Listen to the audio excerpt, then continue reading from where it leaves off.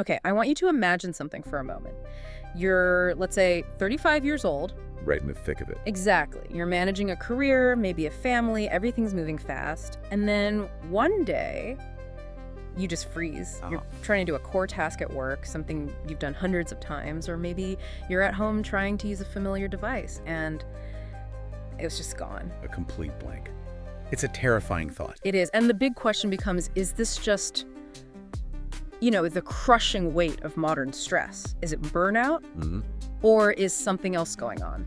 Is the young adult brain actually under some kind of attack? And that is the fundamental fear we're seeing everywhere right now. It's driving so much anxiety online, but it's also driving some really serious research in labs around the world. Welcome to another My Mind MashUps deep dive where we unravel mysteries, spark curiosity, and make sense of complex ideas together.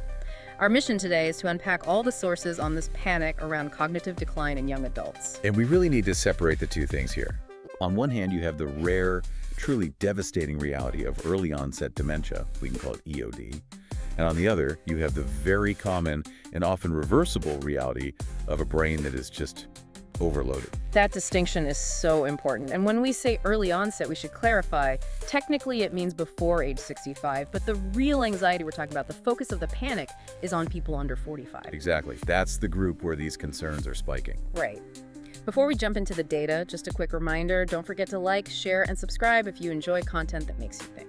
So let's start with that big question. Is this rise in young cases actually real, or are we just getting better at finding it? Well, the sources show it's a really complicated mix. Right. But the short answer is, yeah, there's genuine cause for concern. Okay. Globally, the current estimate is around 119 people per 100,000 in that 30 to 64 age bracket. Which sounds small, but when you scale it up. It translates to about 3.9 million people worldwide living with EOD. That's not a small number at all. And it's growing. I saw some of the newer studies you pulled. They're alarming. There's a 2024 Finnish study, for instance. It found the incidence of EOD in working-age adults was nearly double what earlier estimates suggested. But here's the real kicker. It wasn't just a general rise. The incidence of Alzheimer's disease, specifically in that same age group, almost doubled. And that tells you something important. It does. It tells you this isn't just about better MRI machines. The study itself concluded the rise cannot be explained simply by better diagnostics. Something seems to be shifting biologically. And that trend isn't isolated, is it? You found a similar spike elsewhere. That's right. In Australia, experts noted what they called a startling 400% jump in diagnoses among adults aged 30 to 44. 400%. Now, we have to be careful. The baseline number for that age group is very small, so any increase looks huge. Right. But the trend is consistent. We are seeing more young people diagnosed. When it does strike someone so young, does it look the same as the dementia we associate with someone in their 80s? Usually no. In older adults, it's most often Alzheimer's or vascular dementia. In younger people, it tends to skew towards, well, atypical or genetic causes. Like what? Like frontotemporal dementia or FTD. That often hits personality and language first, not memory. In some studies, it accounts for almost a quarter of early onset cases. So given that it's so rare and presents so differently, I have to imagine getting a diagnosis is a nightmare. It's incredibly difficult. Think about it. A 35-year-old comes in with memory problems. The first thought is stress, depression, burnout. Right, not a degenerative brain disease. Exactly. And so you get this huge diagnostic delay. The sources show it's about 4.4 years for young onset cases versus 2.8 for late onset. That's almost 2 extra years of confusion and fear. And a delay in getting crucial support. It's heartbreaking. Okay, that's the hard, scary part. But let's shift gears now, because this is where we move from that rare truth to the extremely common fear.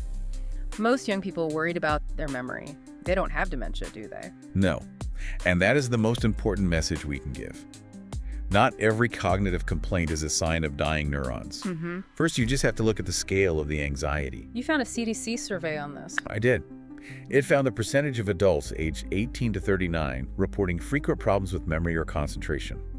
It nearly doubled in just 10 years, from 2013 to 2023. Wow, from about 5% to almost 10%. So 1 in 10 young adults feels like their brain isn't working right. They feel impaired. But in most cases, Their brain hardware is perfectly fine. So what's actually going on? What's driving that feeling? The primary culprit, according to the sources, is something called functional cognitive disorder, or FCD. FCD. The best analogy is a software crash, not a hardware failure. It's a breakdown in your brain's attentional control system. It's not that the neurons are dying, it's that the system is overloaded. The software crash, I like that. So the symptoms feel completely real, but the underlying cause isn't degeneration. Precisely. And it's often a vicious cycle. You start worrying about your memory, right? Mm-hmm. That worry makes you hypervigilant. You start monitoring every little slip-up, which uses up a ton of your mental energy. Which then makes your performance even worse. Exactly. Your brain is so busy focusing on the fear of forgetting that it can't focus on the actual task. The good news is that FCD and other things that can mimic dementia are treatable. Highly treatable. So what are some of the big ones to rule out? Well, severe depression is a major one. It can cause something called pseudodementia, where treating the mood disorder actually restores cognitive function. Okay. Then you have to check for things like thyroid issues, specifically hypothyroidism, the severe vitamin B12 deficiency, or even undiagnosed adult ADHD. And a huge one is sleep apnea. Chronic bad sleep absolutely crushes your daytime cognitive function. If this is resonating, hit that subscribe button so you don't miss the next deep dive. So just to be thorough, let's go back for a second to those truly rare cases. The unicorn, as you called it, that strikes under 40. What's behind that?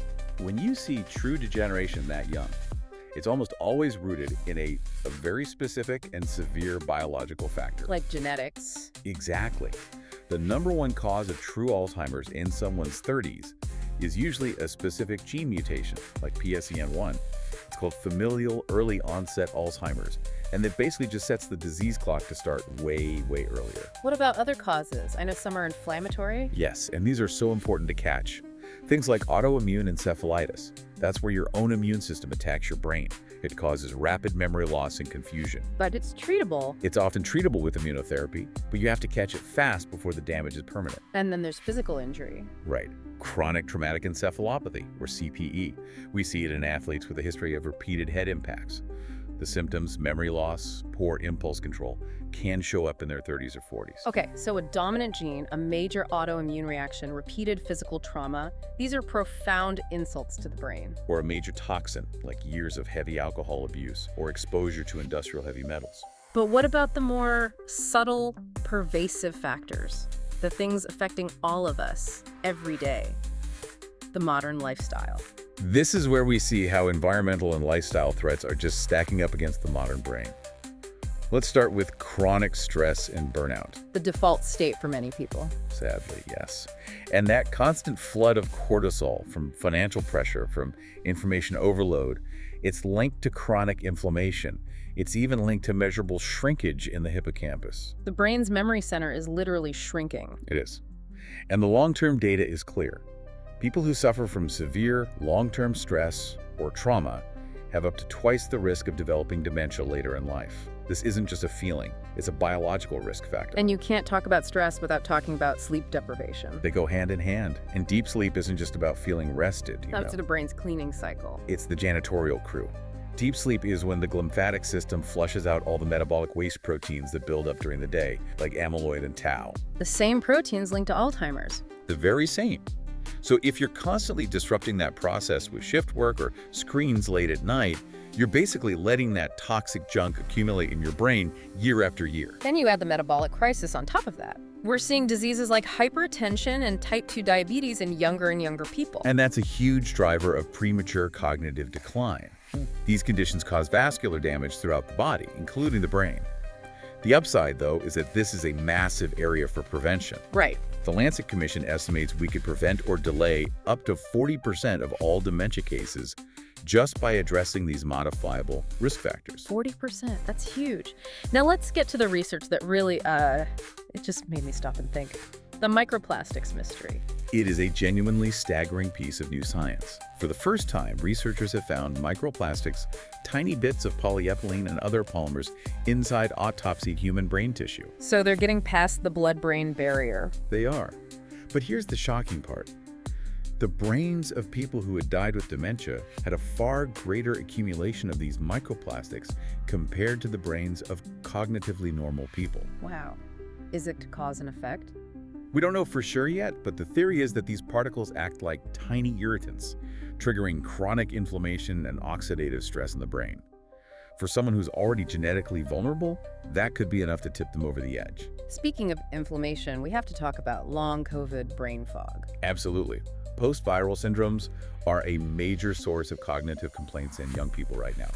We have objective evidence that many long COVID patients have persistent, low-grade inflammation and a leaky blood-brain barrier. Does it get better? For most people, it seems to improve over time. But the big unanswered question is whether this prolonged inflammatory state might accelerate neurodegeneration down the road. We just don't know yet. Let's talk about the thing everyone loves to blame: technology. This idea of digital dementia. Are our phones rotting our brains? That's a myth. Let's just be clear. Forgetting things in your 20s is not early-onset Alzheimer's caused by your smartphone. But there is a nuance here. There is. The problem isn't the technology itself, it's how we use it. Heavy, passive consumption, endless doom scrolling, binge-watching short-form videos that fragments our attention. You're constantly context switching. Exactly. And if you're never giving anything your full attention, you can't form a strong memory of it in the first place. You can't recall what you never properly encoded. But active use can be good. Yes. Using an app to learn a new language or playing a complex strategy game that can actually be protective for your brain. It's the constant fragmentation of focus that's the real enemy. Which brings us to epigenetics. I think this is such a hopeful part of the story. Our genes aren't our destiny. Not at all. The sources confirm this so strongly. Things like chronic stress and trauma can literally speed up your epigenetic aging, making your cells act older than they are. But the reverse is also true. Lifestyle can change it. Lifestyle can positively modify how your genes are expressed. You can literally change the environment your genes operate in through nutrition, exercise, and stress management. Like, comment, and subscribe to hear more My Mind MashUps deep dives. Okay, we've gone through the science, we've separated the myth from the reality. For the person listening right now, what are the actionable things they can do today to protect their brain? It really comes back to the big modifiable risks. First, prioritize your sleep. Aim for at least 7 hours of quality, uninterrupted sleep to let that cleaning crew do its job. Okay, sleep is number one. Number 2, drastically cut back on ultra-processed foods. They are incredibly pro-inflammatory and wreak havoc on your gut-brain axis. And third, practice digital hygiene. What does that mean? Set aside blocks of time to single task. Put the phone away and just read a book or listen to music or have a conversation. Rebuild those attention circuits. So we've established true early onset dementia is very rare, but the symptoms of an inflamed, stressed, overloaded brain are incredibly common. What are the absolute red flags? When should someone stop worrying and actually go see a doctor? You're looking for persistent changes that seriously interfere with your daily life. And this is key, that other people notice. Can you give me an example? It's not forgetting where you put your keys. It's getting repeatedly lost while driving in your own familiar neighborhood. It's not struggling with a complex new task at work. It's suddenly being unable to do a routine part of your job that you mastered years ago. Or personality changes. Or major personality changes, yeah. If your family says you're not acting like yourself, listen to them. Go get an evaluation, not to find something scary, but to rule out all those treatable things we talked about, like a B12 deficiency or a thyroid problem. Which brings us to our final thought. The mission here isn't just about avoiding a rare disease, but about optimizing the brains we have right now. And here's the challenge for you to think about. If nearly 1 in 10 young adults reports frequent cognitive problems, maybe the issue isn't millions of broken individual brains.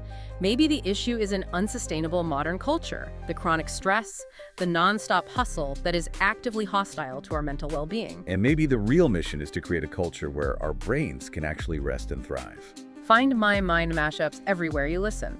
Amazon Music, Audible, Facebook, Pocket Casts, Spotify, TikTok, and YouTube. And please, drop your thoughts in the comments. Your perspective could shape our next deep dive.